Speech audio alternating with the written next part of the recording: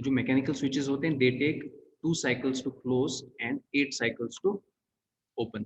अगर यहीं पर अगर आप टीएससी टीसीआर लोगे जहाँ पर थायरिस्टर्स लगे होते हैं, तो वहाँ पर आप क्या देखोगे, जो आपका टीएससी टीसीआर है ये क्या करेगा, it takes only 2 cycles to open. यहाँ पर 8 साइकिल्स लग रहे थे टू ओपन। टीएससी टीएससीआर में क्या होगा, only 2 cycles to open and only half a cycle to close.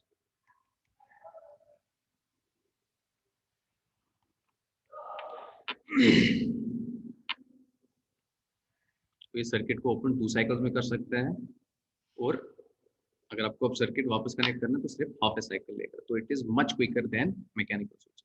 तो आप मैकेनिकल स्विचेस कहाँ पर लगाओगे, आप मैकेनिकल स्विचेस वहां पर लगाओगे where a quick response is not required, where quick response और quick switching is not required.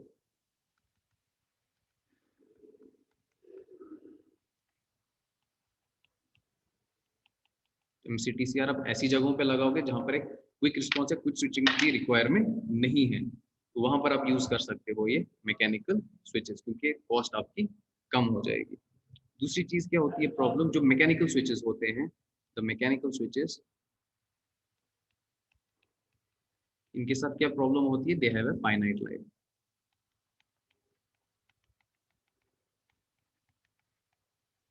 कि जब भी आप मैकेनिकल स्विचेस को ऑन ऑफ करते हो तो कुछ ना कुछ इनको, इन पे स्ट्रेस पड़ता ही पड़ता है। दूसरी चीज है जो ये स्विचिंग होती है, इसकी वजह से भी क्या होता है, आप देखोगे कुछ टाइम के बाद, क्योंकि इसमें ये है मैकेनिकल पार्ट्स है, so obviously your mechanical switches they will have a finite life. कितना होता है, आप मैकेनिकल स्विचेस से 2000 टू 5000 स्विचिंग ऑपरेशंस ले सकते हो।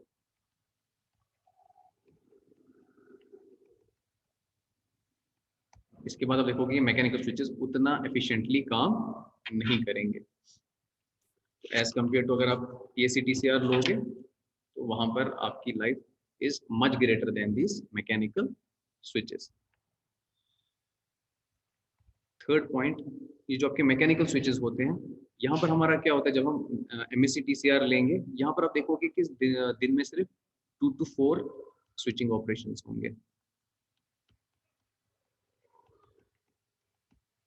हम इसको ऐसी जगह पे लाते हैं जहां पर फ्रीक्वेंट स्विचिंग की जरूरत नहीं है। हम क्या करते हैं, हम ये जो आपके कैपेसिटर्स हैं इनको सिस्टम के साथ कनेक्ट ही करके रखते हैं, या फिर अगर रिक्वायरमेंट नहीं है तो आपने इसको ओपन कर दिया। तो यूजुअली क्या होता है, हम देखते हैं दिन में क्या होगा, दिन में ज्यादा इंडस्ट्रीज काम कर रही होती है, लोड ज्यादा होता है, तो हम क्या करते हैं इस टाइम पे, हम क्लोज करके रखेंगे इन जो हमारे कैपेसिटर्स है, इनको हम कनेक्ट करके रखेंगे। और जैसे ही रात का टाइम आएगा, क्योंकि रात के टाइम पे क्या होता है, लोड हमारा कम हो जाता है, रात में हम इसको ओपन करके रखते हैं।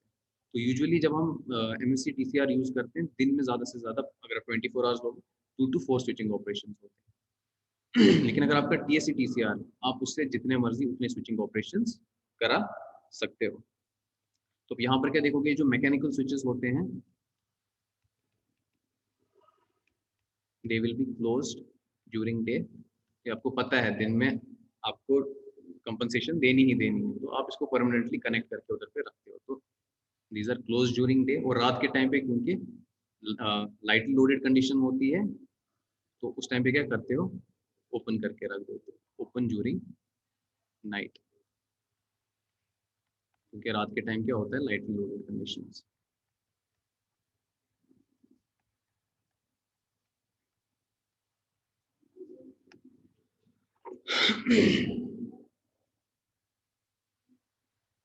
लास्ट इसमें क्या होता है, क्योंकि मैकेनिकली स्विच्ड कैपेसिटर्स हैं, कभी कभी क्या होगा, जो आपका कैपेसिटर है इसमें रेजिडुअल चार्ज रह जाता है, so your residual charge is left on capacitors.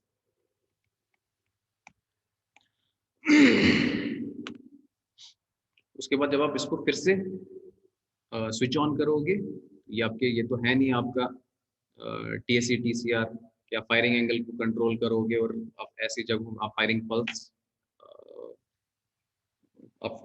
ऐसी जगहों पे दोगे जहां पर your V is equal to VC, तो ये क्या कर सकते हैं, स्विचिंग की वजह से ये रेजिडुअल चार्ज हमारा जो है that is left on the capacitors, it can cause a problem. तो हम क्या करते हैं यहाँ पर कैपेसिटर्स को डिस्चार्ज करके रखते हैं। So capacitors have to be discharge.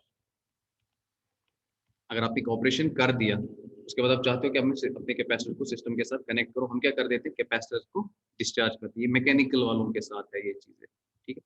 So capacitors have to be discharge. अब क्या हुआ, रेजिडुअल चार्ज रह गया है और कैपेसिटर आपको उस कैपेसिटर को डिस्चार्ज करना है, तो हम क्या करते हैं, हम डिस्चार्जिंग रेजिस्टर लगाते हैं। Discharging resistor is used to discharge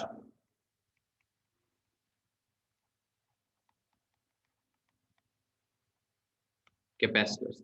लेकिन अब क्या होगा, ये जो ऐसा अगर आपका ये कैपेसिटर है, इसके साथ आप क्या कर दोगे, एक डिस्चार्जिंग कैपेसिटर लगा दोगे, और ये इसके अक्रॉस ही क्या करेगा, जो भी इसकी अभी इसमें चार्ज प्रेजेंट है वो क्या होगा, इसके अक्रॉस डिस्चार्ज हो जाएगा।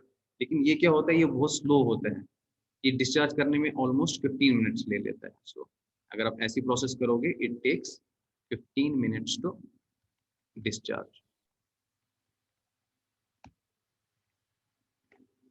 15 मिनट्स बहुत ही, जो अगर हम पावर सिस्टम के हिसाब से देखें, ये 15 मिनट्स होता है ना, ये बहुत ही बड़ा टाइम। तो इसको, इसके लिए कुछ तो रिसर्चर्स ने क्या किया है, instead of using a resistor वो क्या यूज करते हैं, वो एक स्मॉल मैग्नेटिक ट्रांसफार्मर यूज करते हैं।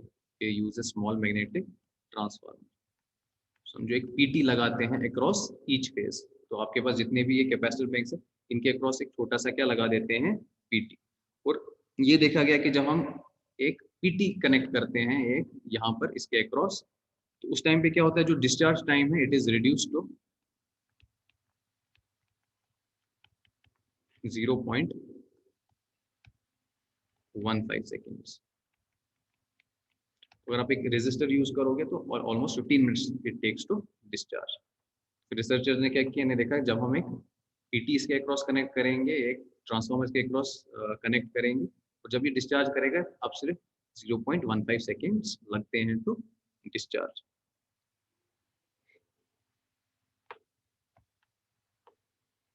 अभी कुछ जो कैपेसिटर्स हैं, इसके साथ टीसीआर भी लगा हुआ है। ये जो टीसीआर है, ये क्या करता है, ये ड्रॉ करता है, it draws a current rich in harmonics.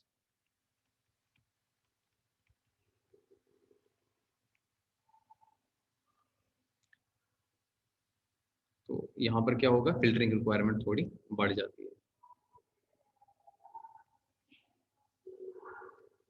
filtering requirement is increased.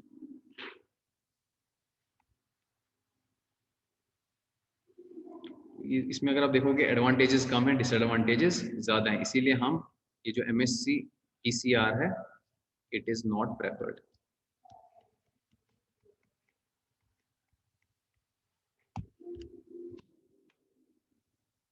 आज हम यहीं पे स्टॉप करेंगे, नेक्स्ट क्लास में हम बाकी टाइप्स देख लेंगे। तो आज हम यहीं पे स्टॉप करते हैं।